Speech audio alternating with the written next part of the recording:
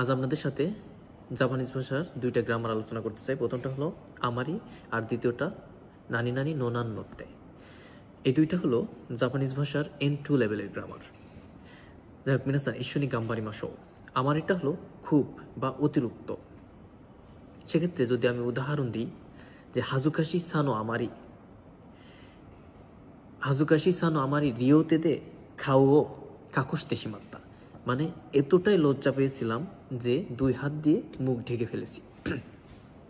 তো আমার এটা দেখা যাচ্ছে আপনি কোনো একটা জায়গায় যে কোনো একটা বিষয় নিয়ে খুবই লজ্জিত হয়েছেন, সেক্ষেত্রে অতিরিক্ত লজ্জিত হয়েছেন, এটা বোঝানোর জন্য আমার ইউজ করা হয়। আমার এটার সেসুযোগটা হলো, মানে এর গঠনটা হলো ভার্বের ডিকশনারি ফর্ম,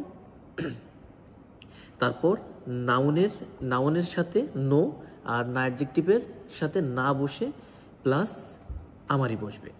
আর অ্যাডজেক্টিভের ক্ষেত্রে সরাসরি অ্যাডজেক্টিভই বসে যায়, তবে এখানে একটা বার্তা আছে, সেটা হলো সা বা মি, এই দুইটা ইউজ হওয়ার সম্ভাবনা খুবই বেশি। যেমন উরেশি সানো আমারি, তার মানে উরেশি হলো অ্যাডজেক্টিভের সাথে সা ব্যবহার করলে এটা নাউন হয়ে যাচ্ছে, সেক্ষেত্রে উরেশি সা নো, নাউনের নো প্লাস আমারি, তাহলে উরেশি সানো আমারি।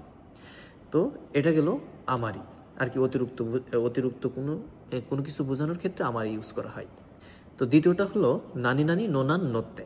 তো নানি নানি নোনান নত্তে হলো কি যে বলবো, মানে এতটাই ব্যথা ছিল কি যে বলবো। মানে আমরা যেমন বলি না যে আর বলিস না, এখানে গেছিলাম যে দেখি এত পোলাপান এমনভাবে হই হুল্লোড় করছে, কি যে বলবো বলার কিছু নেই, মানে এরকমই, কি যে বলবো বলার কিছু নেই। এক্ষেত্রে নানি নানি নোনান নত্তে ব্যবহার করা হয়। যদি উদাহরণ দিই, যেমন ইতাই নোনান নত্তে উগোকে নাকুনাত্তা, ইতাই নোনান নত্তে উগোকে নাকুনাত্তা, মানে এতটাই ব্যথা ছিল কি যে বলবো, নড়াচড়া করতে পারছিলাম না। সেসুযোগটা হলো, গঠনটা হলো ভার্বের ফুসুকেই, নাউনের সাথে না বসবে, নাউনের সাথে নো আর না অ্যাডজেক্টিভের সাথে না বসে সরাসরি নোনান নত্তে ইউজ করা হয়। তো এই দুইটা গ্রামারের ব্যবহার ছিল। আশা করি সবাই বুঝতে পারছেন।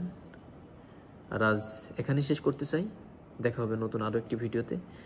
ততক্ষণ চোখ রাখুন আউদরি চ্যানেলে, আর অবশ্যই ফলো দিয়ে চ্যানেলের মূল্যবান ভিডিওগুলো দেখতে থাকুন আর উপভোগ করতে থাকুন। আল্লাহ হাফেজ।